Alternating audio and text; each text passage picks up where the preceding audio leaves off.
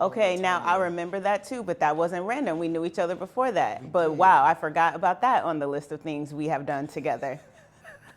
Wait, what was it? Told you, I said, you know what? That's $1 million question. I said, I'm gonna ask John. He don't so know. long ago. I want to say it was like 2015. Baby, I don't even know. I don't. Whenever you are ready, we're at 155.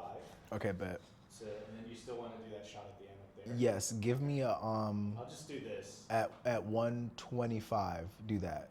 Okay. 225. I mean, sorry. My brain is. Wow, I've been here all day.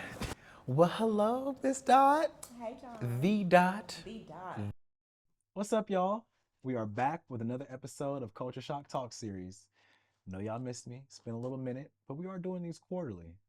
This time around, we're diving into it feeling lonely as hell in LA. Whether it be in romance, whether it be in career, friendship, or just the isolating feeling of the path you've chosen in life. So I have a few homies coming through. We're going to chat it out. We're going to talk, we're going to kiki, we're going to laugh, maybe cry a little bit. But yeah, welcome back.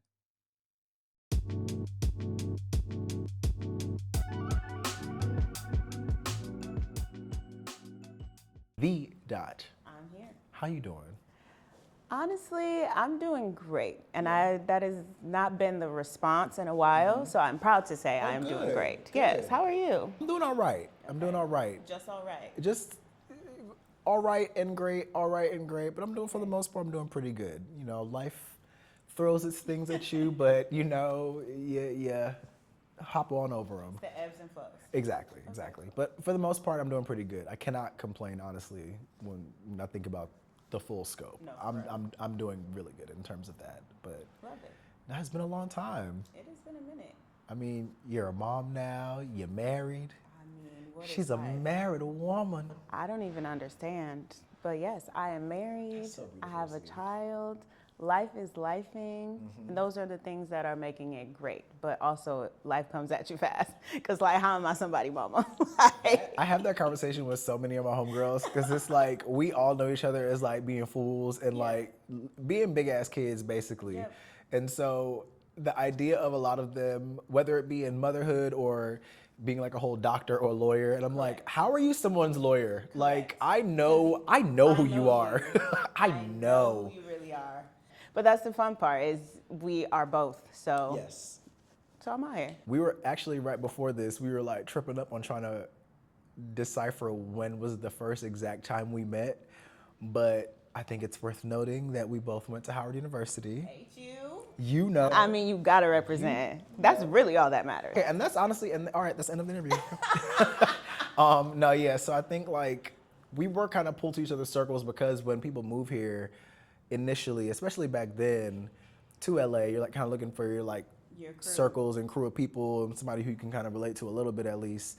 And I think the magic of that is a lot of the times when you move to either New York or LA, the people who you know become cool with in LA, you might not have necessarily really known like that at Howard or Correct. been cool with them like that at Howard. It really starts to whittle down and you're like, okay, well, these are now my friends here versus like, you know, in college you may have like passed each other and it may have been like a hey. And that's what I was like thinking too, and I was even telling him is that we both went to Howard, didn't know each other at Howard, but when we came out here, but it also just gives you like a safe place to start with friendship because you're like, oh, if you went to Howard and we have some mutual friends, like this is a good place to start, and it is. I mean, we've been rocking with each other since we met, so I love that, and that's like the best advantage of Howard, anyways. It's the network. Listen, LA or no New matter York, where if you go went in to the world, Howard, you're gonna find some friends. you could be in Alaska. You're probably gonna stumble across some people that went to Howard. Like It's gonna be you'll an always instant find a connection. pocket of folks somewhere. Nah, and that's really cool to see because it's like again, and the reason why I brought up, I was like, oh my God, you're like a mom, you're married now, is because, you know, we came to LA as kids basically, and it's crazy. Like now you have a kid, and I've seen you flourish in different avenues. I really came out here and was planning to be the fine auntie who flies in from out of town. I don't know how I fell in love. He got me.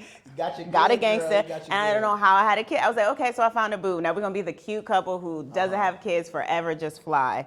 So now I'm here. I'm like, it's the best place to be. But God knows exactly what you need. I feel like I would not be who I am today. I probably would have left LA honestly, if I didn't have a husband and a child, because now there's something greater that I'm going for with my purpose. So Right. I'm like, oh, that's interesting how he did that. Something else driving you. Yeah, and when I had my daughter, it just gave me a whole different energy. I was like, I'm like a whole new person. Like people, you gotta, you know me before the baby, know me after the baby, and so I'm grateful because I feel like when I had her, I was probably would have left LA, to be honest. It's a lot. I had a couple of moments, and to speak of like God and like how he moves and the spirituality of it all, I think I've told this story a couple of times before to some people, but that first year I was living here, it was so fucking hard. Yeah, the first year's the hardest. It was so hard for me mentally, emotionally, financially, and I had an aunt that lived in San Fran.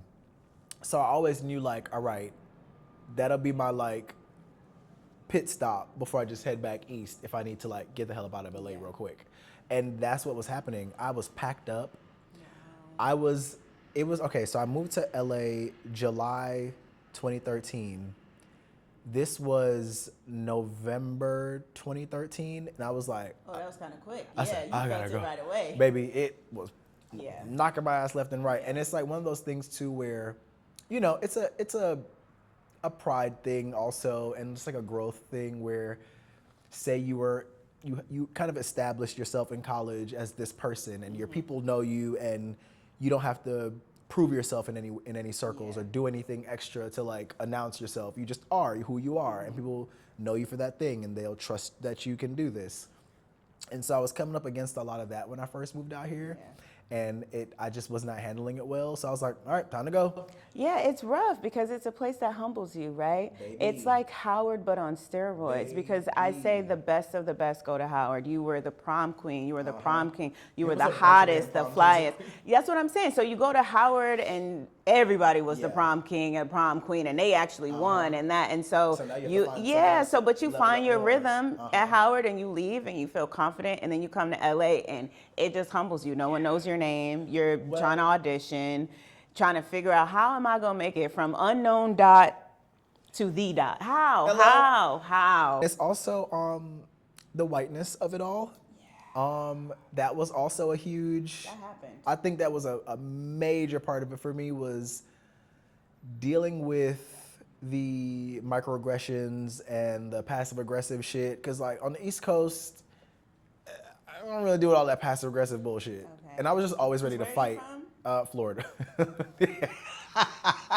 A lot was said. Where your husband What from? part? Fort Lauderdale. Oh, okay. Yeah, I know how y'all are. All right. Raised in a Jamaican household in South Florida. And so, and then when I wasn't there, I was with family a lot in New York. So my whole sensibility is very like, please don't fucking play in my face. Yeah. And I came out here, and a lot of people will play in your face, and you have to keep a straight face about that.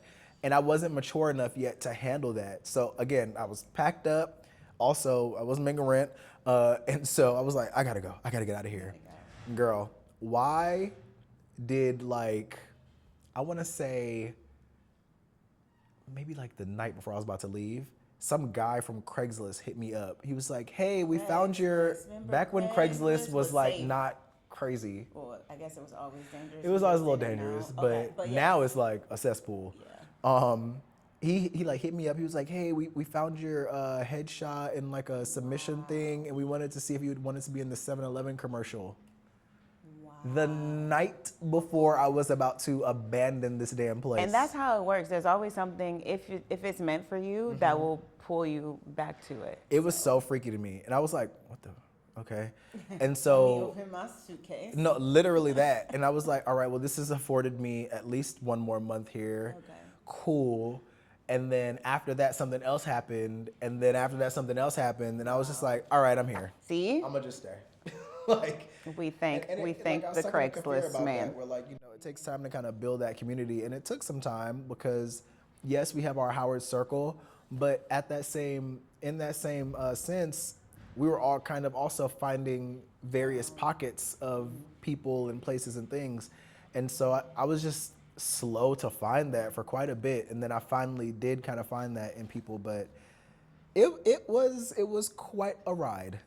Yeah, because you're finding yourself too. You know, you're finding yourself outside of college. You're moving to LA with these big goals and big dreams. You start with this network that is kind of safe and secure, but as you're finding yourself, you may not necessarily resonate with these people, and now you are looking for something deeper, more meaningful. So it's a process. And then we're all adults, right? So then there's just on top of lifing and all that. But I would say, now I'm sure you have found your people. No, yeah.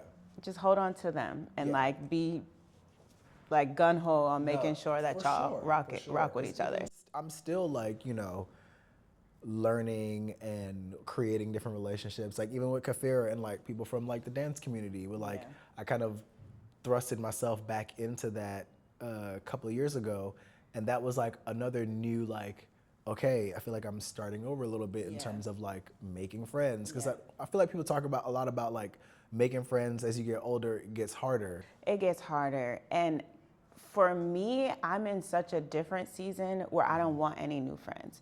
I'm not shunning anyone out. I am not saying I do not want to be your friend.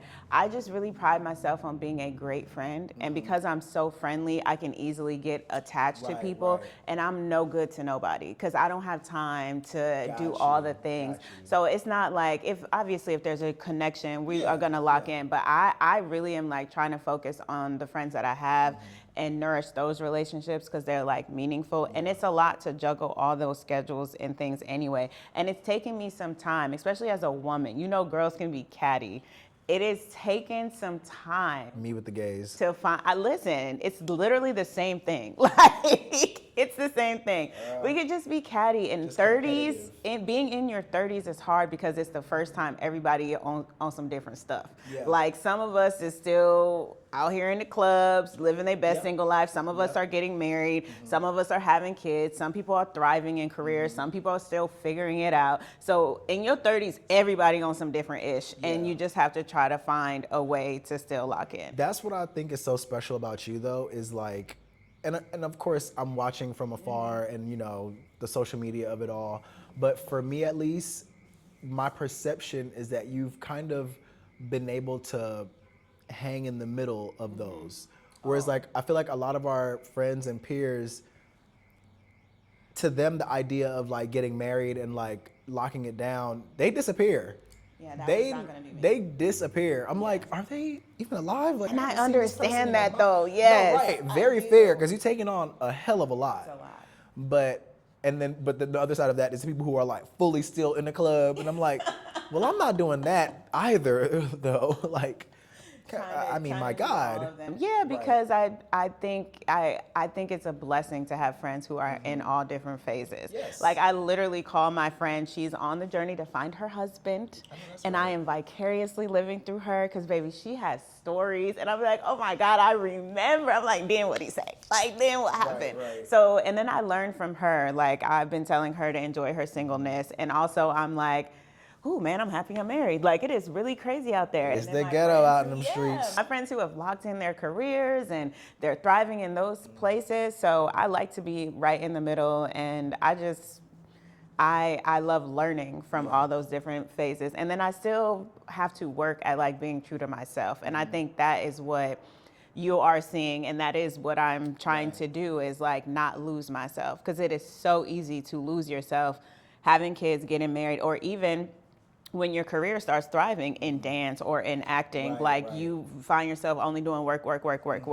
So it's being, Kinda ground yourself in who you are. just remembering like what makes Dot happy, like what do I like to do, and just creating a space where those things can happen. Like we moved my mom here. I don't know if you knew that. I did see that. Yes. Like, it's just so like, again, I be watching from afar, but I just admire you and like what y'all have done as like a family unit so much. Because I'm like, damn, like that's something that in other people, like their relationship with their like mom and family and stuff like that. Like I have a good relationship with my mom, but